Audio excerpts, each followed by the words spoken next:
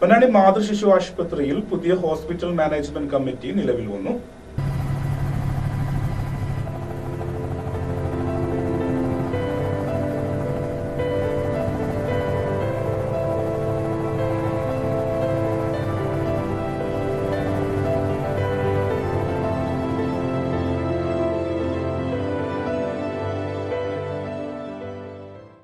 പ്രഥമയോഗം നഗരസഭാ chairperson CV സുധയുടെ അധ്യക്ഷതയിൽ ചേർന്നു. വികസന പ്രവർത്തനങ്ങൾക്ക് വേഗത വർദ്ധിപ്പിക്കുവാൻ ടെൻഡർ നടപടികൾ അംഗീകരിക്കൽ, നാഷണൽ ക്വാളിറ്റി അഷ്വറൻസ് സ്റ്റാൻഡേർഡ് അസസ്മെന്റിന്റെ അവലോകനം, ആശുപത്രി സേവനം സുഗമമാക്കുന്നതിനുള്ള പ്രവർത്തനങ്ങൾ എന്നിവ ചർച്ച ചെയ്ത് തീരുമാനിച്ചു.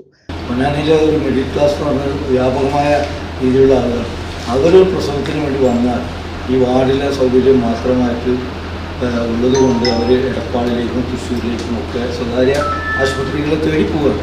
അവർക്ക് അവിടെ കൊടുക്കേണ്ടി വരുന്ന ഭീമമായ തുകയാണ്.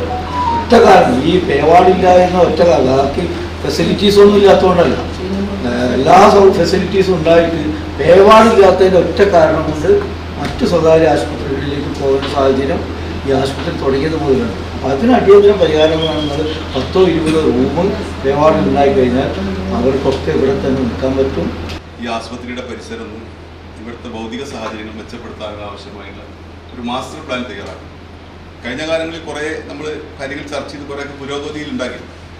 ഇപ്പോൾ എന്തൊക്കെയാണ് ഇവിടുത്തെ അപ്ഡേഷനുള്ള കാര്യങ്ങൾ അത് മനസ്സിലാക്കിക്കൊണ്ട് നമുക്ക് 5 വർഷം സമയമുണ്ടല്ലോ, അതിനകത്ത് സാധാരണക്കാരും പാവപ്പെട്ടവരും അത് സമീപിക്കുന്ന ഈ ആശുപത്രിയുടെ ഭൗതിക സാഹചര്യങ്ങൾ മെച്ചപ്പെടുത്തി നല്ല സേവനം കൊടുക്കാനും സർവീസ് കൊടുക്കാൻ നമുക്ക് കഴിയണം.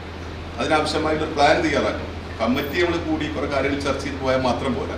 അതിനാവശ്യമായിട്ടുള്ള ഇപ്പോൾ രക്തബാങ്കിൻ്റെ ബ്ലഡ് ബാങ്കിൻ്റെ പ്രശ്നം അത് സാധാരണക്കാരെ സംബന്ധിച്ചിടത്തോളം വലിയൊരു ഗുണം ചെയ്യുന്നതാണ്. അതിങ്ങനെ ഫ്രീസ് ചെയ്ത് പോകുന്നത് അത് അടിയന്തരമായി അത് പരിഹരിക്കാനുള്ള നടപടി സ്വീകരിക്കണം. വൈസ് ചെയർപേഴ്സൺ CT സക്കീർ, സ്ഥിരം സമിതി അധ്യക്ഷന്മാരായ ഷനിൽകുമാർ, റീന പ്രകാശൻ, കൗൺസിലർമാരായ A Shantha, TK Ashraf, പൊതുപ്രവർത്തകരായ MA Hameed, Bindu Siddharthan, MA Ayyub, PV Latheef, Abdul Latheef എന്നിവർ സംസാരിച്ചു. Deputy superintendent doctor Sreeja report അവതരിപ്പിച്ചു. ഹോസ്പിറ്റൽ സൂപ്രണ്ട് ഡോക്ടർ മിനി സ്വാഗതം പറഞ്ഞു.